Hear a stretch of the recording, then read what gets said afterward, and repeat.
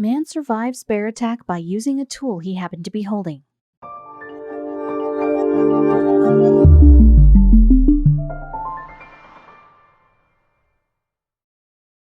But before we start, please make sure to subscribe to M&R TV and hit the bell so you never miss any upload from us.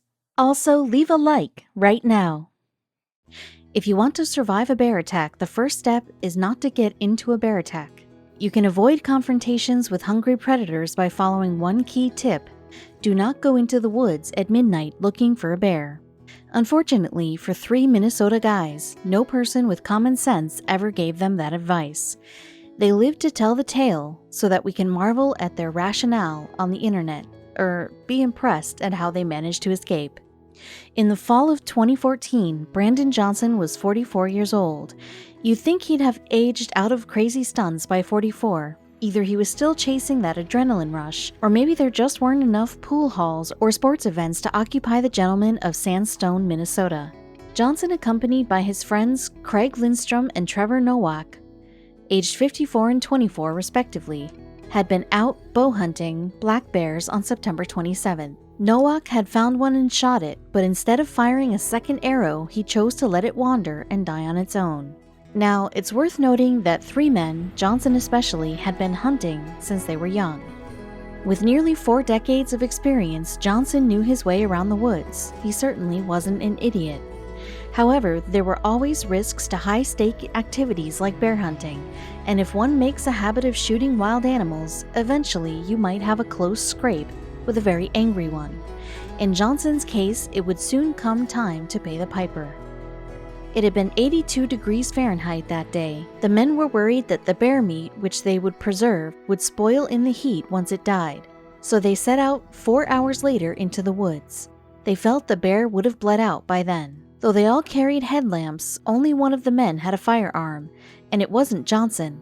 Lindstrom's Glock 45 would prove to be essential, but he'd be too far away from the bear to use it. Before long, they were able to find the trail of blood that the injured bear had left earlier in the day. In the dim lights, they tracked it through the trees and into a swampy area. The brackish, muddy water was coming up to their knees when the trees cleared out and they found themselves at a river. With no way out but forward, they decided to cross. Nowak, the youngest, went first. He waded in, followed by Johnson, and the water came up to their armpits. When they reached the other side, Lindstrom was about 170 yards behind them, still in the swamp, when he heard them yelling.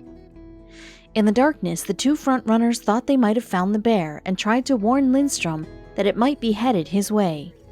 He swept his surroundings quickly with his light, but saw nothing. Little did they know the animal would change its course. Sensing trouble, Nowak handed his hunting knife to Johnson, who was about to go ahead of him on the trail. It was an $8 knife Nowak had picked up at a flea market, with just a 5-inch blade, but it would be better than nothing. Just a minute later, Johnson heard a twig snap. He took 3 steps before the creature was on him, knocking him flat. The first thing he realized was that a second ago he had been looking at the ground. Now he was staring at the stars. He didn't have long to admire the view. The bear's massive teeth swung into view. Its muzzle was going for his throat. Johnson swung both hands up to grab it and push it away. But a row of razor-sharp teeth sank into his face. However, in his fall, Johnson hadn't lost grip of Nowak's knife. With his left arm, he tried to keep the bear's jaws from ripping his skin off. With his right hand, he plunged the blade into whatever fur he could find.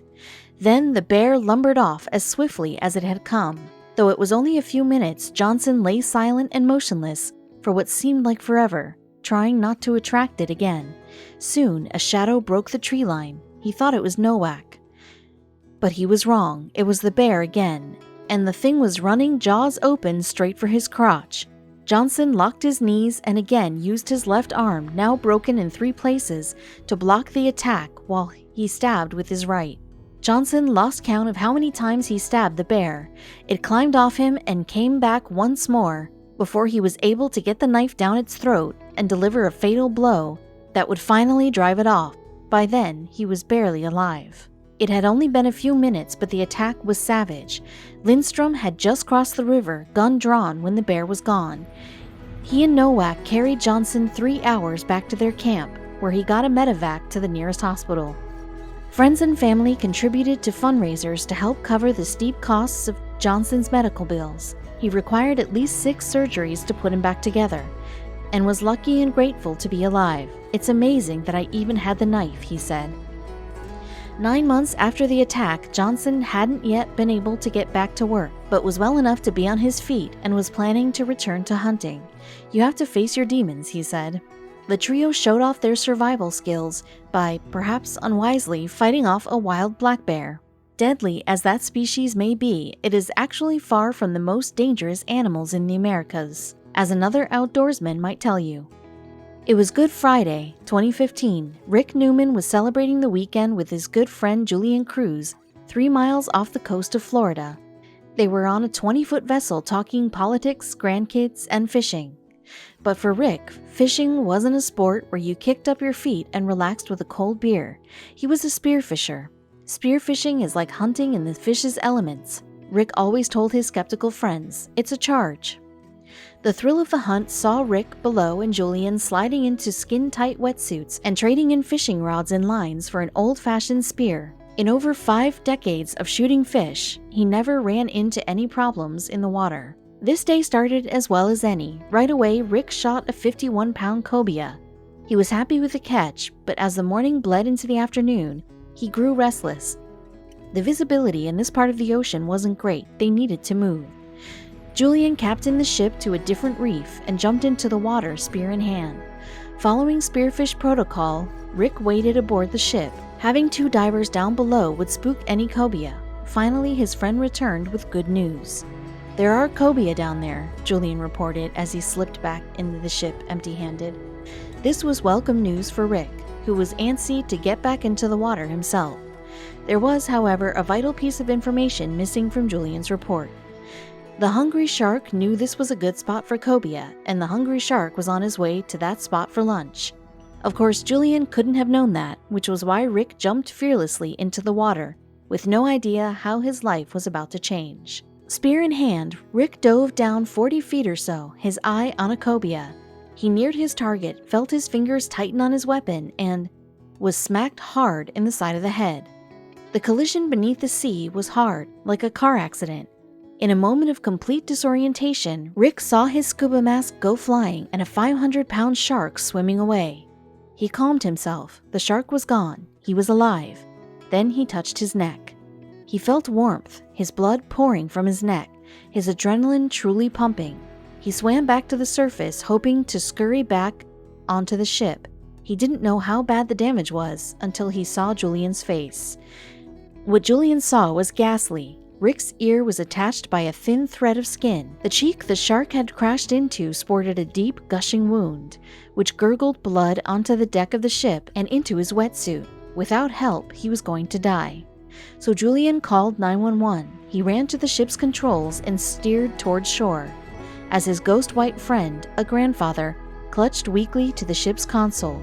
Every time the ship hit a wave, Rick spilled more blood on the deck. His time was limited. The 20-foot ship fought hard against the waves. To keep his friend alert and focused, Julian asked Rick how he was doing. "Okay," Rick said, underselling a bit, "but let's get back as quickly as possible." After 45 minutes, the ship finally reached the Florida shores, where paramedics were waiting. The rescue workers placed Rick on a gurney, hooked him up to some IVs, cut off his wetsuit, and shoved him into a helicopter. He was on his way to St. Mary's Hospital Trauma Center. Rick was woozy when the chopper landed. The flashing lights and frantic scrambling of nurses in the trauma ward were a haze to his fading mind. He held on for a while, but then the world went black. He woke up later with 200 stitches in his neck. They reattached my ear and closed up my cheek, the gashes down my neck, and some more on my shoulder and back, Rick said of the trauma doctors. With a clear head, he looked back at the moment. "The doc said I was lucky," Rick recalled. "There were all kinds of arteries and glands in that part of the body that somehow didn't get hit. But the expert diver believed 2 things were responsible for saving his life. The first lifesaver, the wetsuit. I was wearing a thick one because I'd thought we might hit some cold water," Rick said. "Looking back, that suit probably saved me from a worse bite. But there was another factor. The shark. He bit through the wetsuit and part of me, then realized neither one was a fish and just went on his way," Rick said. He was probably a little confused himself. Normally, a shark is not going to go after a human being. After spending some time healing, Rick was ready to get back into the water. "I still have a healthy respect for the ocean," he said, "and I need the exercise."